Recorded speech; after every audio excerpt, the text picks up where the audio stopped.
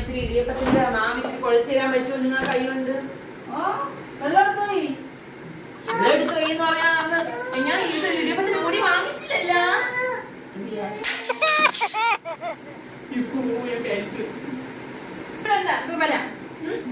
പിന്നെ പോയി വാങ്ങിച്ചോളാ. ഞാൻ പോവേയില്ല. ഞാൻ അടുപ്പത്ത് വെള്ളം തിളപ്പിക്കാൻ വെച്ചിട്ട് തിളക്കിട്ടത് അത് വന്നിട്ട് വെച്ചാൽ മതി. പോയിട്ട് വാ. അമ്മ അമ്മ എനിക്ക് ഇത്തിരി ഇതിന് കൈ വെച്ച് തരൂ.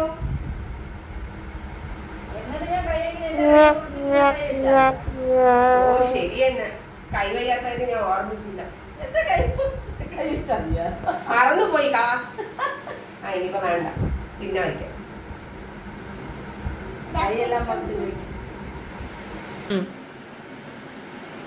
ഈ റിമോട്ട് മക്കൾക്ക് വേണ്ട. അമ്മ അമ്മേരയില് വേറെ റിമോട്ട് ഉണ്ടോ പഴയ?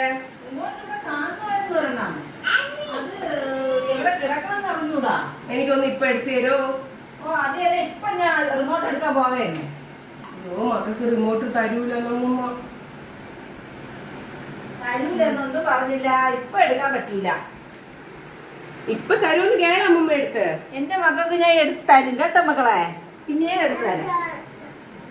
കൈ കഴിയുമ്പോ അമ്മ എടുത്തു തരാം. ഇവിടെ എവിടെ കാണുന്നവരണം. ഞാൻ വെള്ളം അടുപ്പില് തിളപ്പിക്കാൻ വെച്ചേക്കാ തിളച്ച് പൊന്തല്ലേ.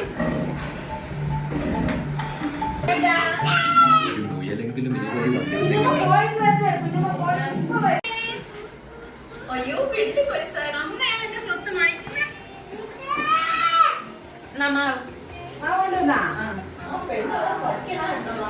ഞാൻ പോയിട്ടെ നോക്ക്. ഞാന് ഞാൻ പറയും നാളെ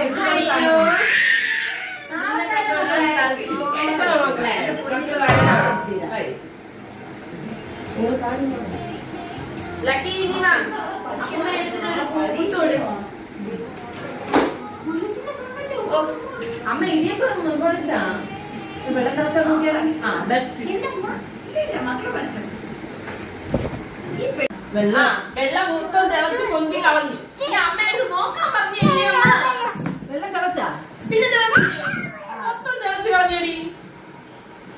ഇനിയിപ്പോ ഇവിടെ കാര്യം പറഞ്ഞോണ്ടിരിക്കും.